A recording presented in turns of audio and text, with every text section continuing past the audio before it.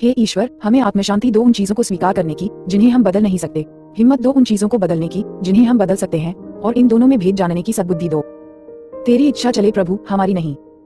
सिर्फ आज के दिन। जनवरी 24, अकेलेपन से जुड़ने की ओर।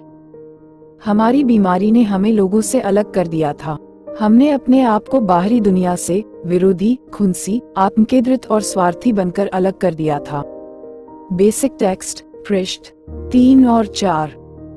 एडिक्शन एक अकेला कर देने वाली बीमारी है। ये हमें हमारे अपने समाज, परिवार, यहाँ तक कि हमारे अपने स्वयं से भी अलग कर देती है।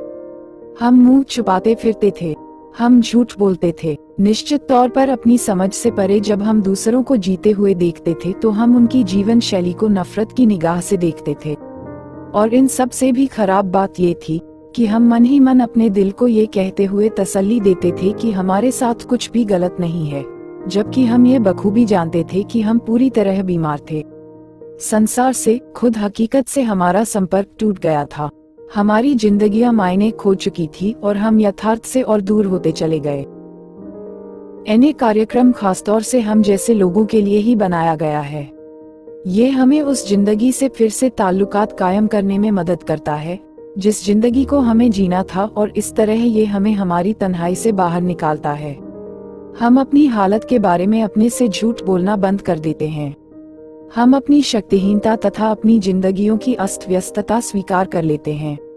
हम अपने अंदर यह भरोसा जमने देते हैं कि हमारी जिंदगियां सुधर सकती हैं, कि सुधार संभव है और खुशी स्थायी तौर पर हमारी पहुंच से बाहर नहीं है।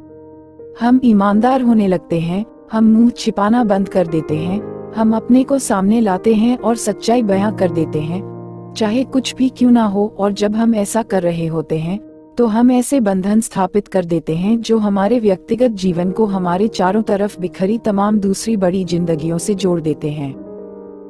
अब हम एडिक्टों को अकेले जिंदगी जीने की जरूरत नहीं है। 12 कदम बशर्ते हम उन पर चलें, जिंदगी और जिंदगानी से हमारे ताल्लुकात दोबारा से कायम कर सकते हैं। सिर्फ आज के दिन, मैं अपने चारों तरफ बिखरी जिंदगी का एक हिस्सा हूँ।